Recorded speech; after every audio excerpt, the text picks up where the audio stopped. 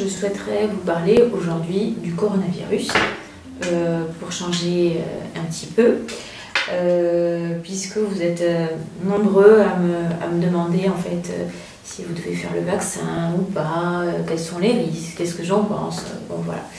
Donc je ne vais pas vous dire ce que vous allez faire bien évidemment, mais je vais juste essayer de prodiguer une meilleure santé, puisque c'est mon métier, c'est d'être plutôt sur la prévention. Et bien évidemment, je ne pourrais pas, je ne ferai pas le choix à la place de qui que ce soit. Alors, il faut savoir qu'il y a deux médecines. Il y a la médecine de la maladie. La médecine de la maladie, en gros, c'est lorsqu'il y a un symptôme, un voyant rouge qui s'allume, on l'éteint, on essaie de l'éteindre. Quand je parle de médecine de la maladie, je parle de la prise de médicaments, je ne parle pas de tout ce qui est chirurgie. Voilà, donc la médecine de la maladie, c'est ça, c'est qu'on a un symptôme, on n'essaie pas de remonter à l'origine du symptôme, il faut l'éteindre. Elle a sa part évidemment d'utilité, puisqu'on est tous amenés dans notre vie à prendre des médicaments, à souffrir pour telle ou telle raison. Et vous avez à côté la médecine de la santé. La médecine de la santé, c'est ce que je pratique, puisque je pratique la médecine nutritionnelle et fonctionnelle, ou la micronutrition. Et la médecine de la santé, elle n'a pas du tout la même approche. La médecine de la santé, on va s'occuper du terrain de la personne.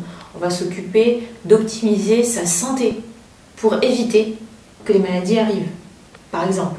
C'est-à-dire que lorsqu'on a un voyant rouge qui s'allume, qu'on a un symptôme, des symptômes, on essaie de remonter à l'origine du symptôme pour voir ce que ça veut dire, pour voir ce que le corps essaie de dire. Et remonter à l'origine du symptôme, ben, c'est très efficace parce qu'en principe, on résout le problème. On ne l'éteint pas seulement. C'est-à-dire que la médecine de la maladie, par exemple, vous avez votre voiture, ben, il y a un voyant rouge, il y a un voyant lumineux qui s'affiche. Vous allez chez le garagiste à 20h par exemple, il n'a pas très envie à 20h. Et en fait, il va prendre votre voiture et qu'est-ce qu'il va faire? Il va ouvrir le tableau de bord et il va débrancher, en fait, ce qui donnait la couleur rouge, le voyant. Et donc vous allez repartir content, le voyant rouge, le voyant lumineux ne s'affiche plus. Voilà, ben, la médecine de la maladie, c'est un petit peu ça, contrairement à la médecine de la santé. Demain, vous voulez optimiser votre santé, prévenir, bien évidemment, ben, c'est pas la médecine de la maladie qui va vous donner cet effet préventif. C'est-à-dire que vous n'allez pas prendre des médicaments pour être en meilleure santé. Sur le long terme, vous n'allez pas dire « moi j'ai mon geste santé au quotidien en prenant des médicaments ». Les médicaments peuvent être utiles dans certains cas chez des personnes qui ont peut-être des pathologies génétiques ou autre chose. À ce moment-là, ça c'est quelque chose à part.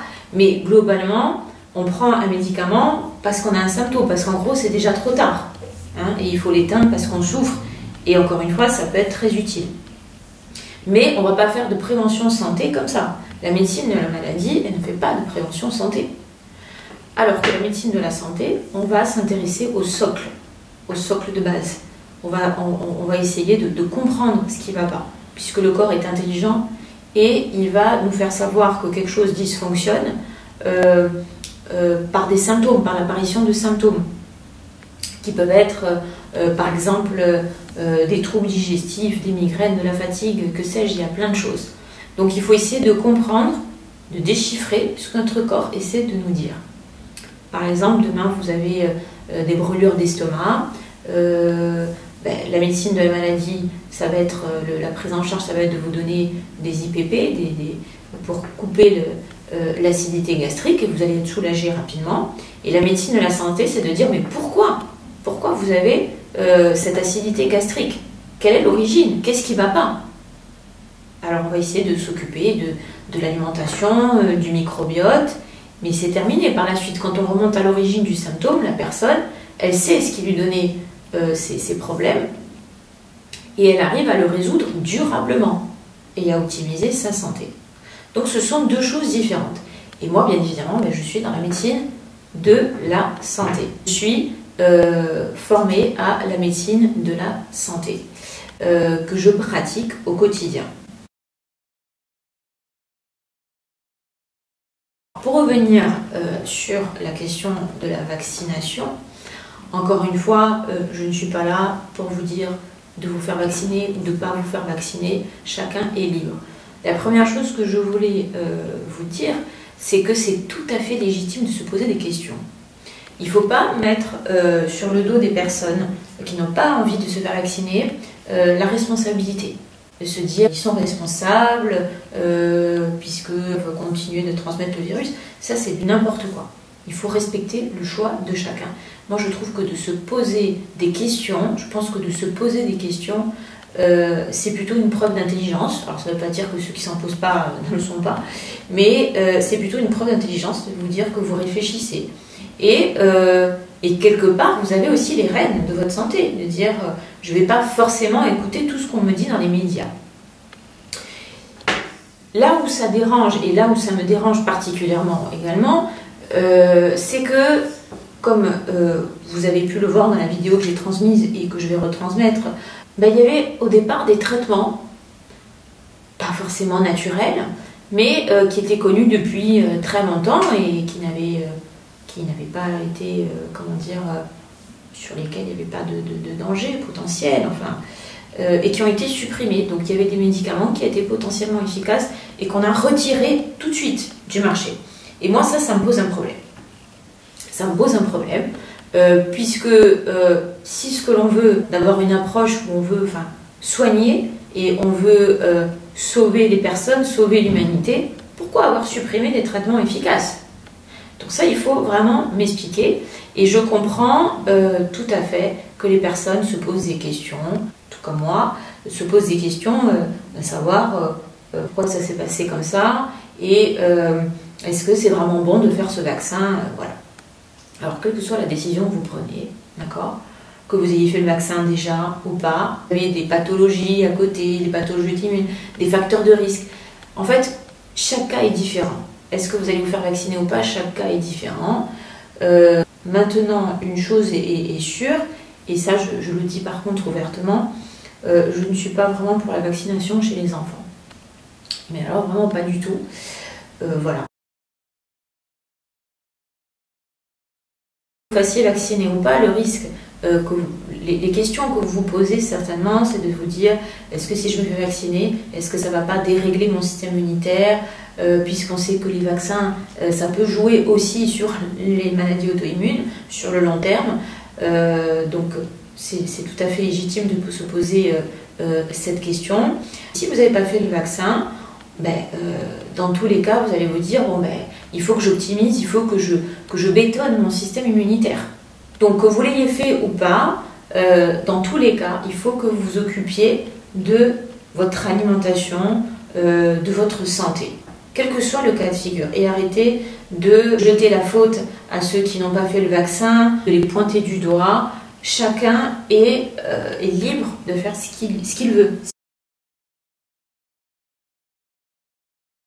Quelque chose aussi qui me dérange un petit peu, c'est que en écoutant les médias, en écoutant les infos, la télé, je vois qu'il y a des professeurs, des chercheurs, des experts vraiment en médecine naturelle, en naturopathie, toutes ces personnes qui sont là pour prodiguer des conseils axés sur le bon sens, qui ne coûtent pas cher, sur l'alimentation, ils se font discréditer totalement. Et ça me pose un problème. Voilà. Il n'y a aucun risque, selon moi, à manger mieux, à prendre soin de votre santé, à vous faire des jus tous les matins.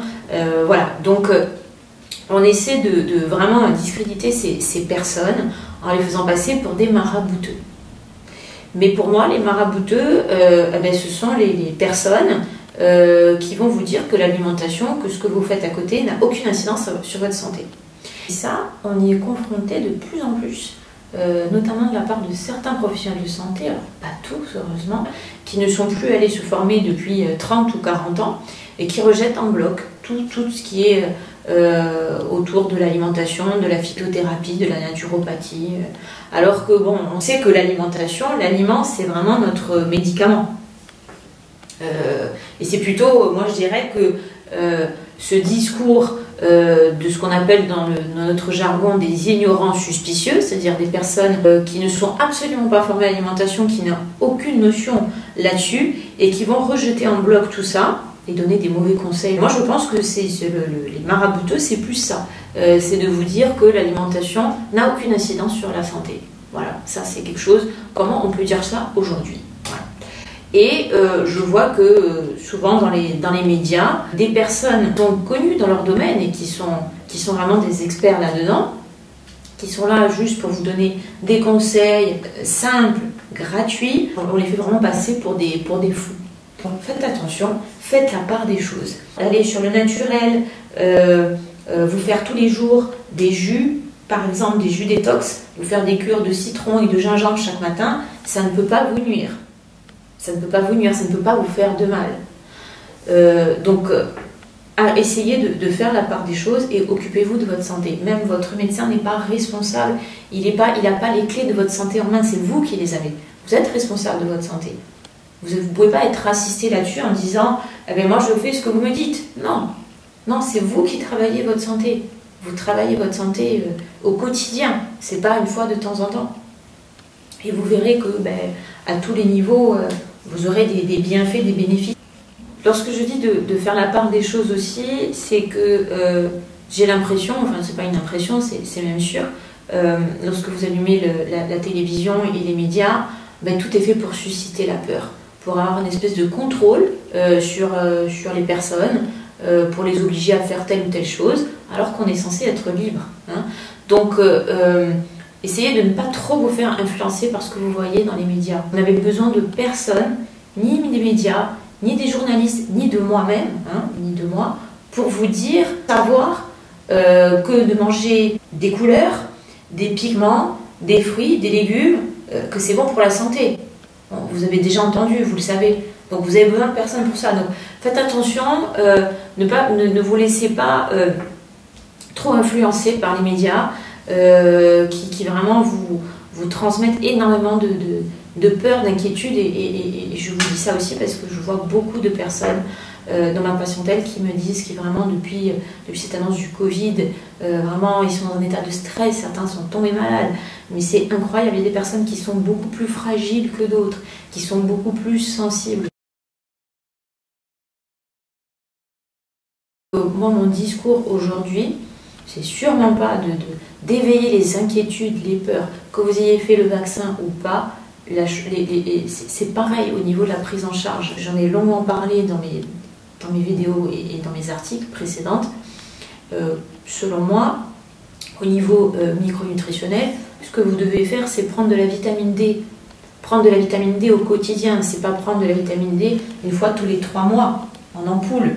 C'est comme si demain on vous disait que vous aviez, par exemple, une teinture, je sais pas moi, de marronnier d'Inde qui est efficace pour la rétention d'eau. Est-ce que vous allez boire 30 litres de marronnier d'Inde sur une journée et après vous n'allez plus en boire pendant 2 mois, ou est-ce que vous allez en prendre un verre chaque jour pendant 2 mois, 3 mois?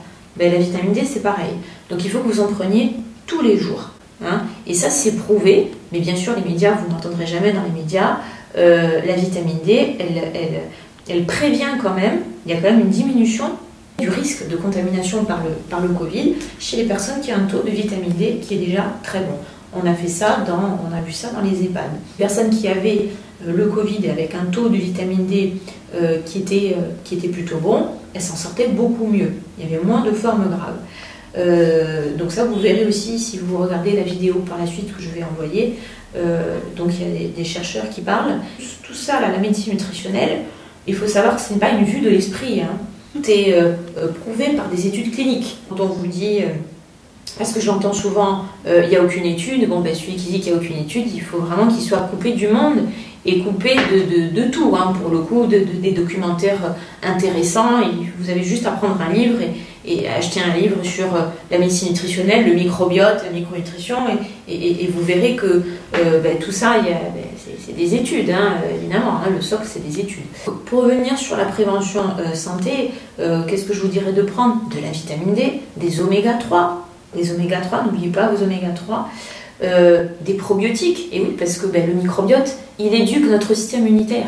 Donc si vous avez un microbiote qui est complètement chamboulé, votre immunité, votre réponse immunitaire, elle ne va pas être adéquate. Hein. Donc travaillez sur votre microbiote intestinal, mastiquez les aliments, évitez tout ce qui est industriel, tout ce qui est sucre, comme ça, c'est évident. Allez sur une assiette santé, c'est-à-dire avec des fruits, des légumes. Pourquoi ne pas vous faire tous les matins, par exemple, ou un jour sur deux, des jus détox que vous prenez, vous investissez peut-être dans un petit extracteur à jus, vous faites des jus de légumes, par exemple. Donc ça, c'est énorme en termes de santé, ça vous donne des antioxydants, ça vous donne la pêche. Ça, c'est des choses que vous pouvez faire. Vous n'avez pas besoin d'attendre, n'attendez pas, j'ai envie de vous dire, qu'on vous dise ça aux infos, prenez, buvez des jus. Vous pouvez faire certaines choses, reprenez un peu le contrôle sur votre santé, hein, sur ce que vous pouvez faire, reprenez un peu les rênes et éteignez le poste de télévision si vraiment vous êtes sensible à tout ça, là, à tout ce qu'on essaie de vous faire passer, toutes ces craintes, toutes ces peurs. Voilà, il n'y a pas que ça, il y a quand même autre chose hein, que le Covid.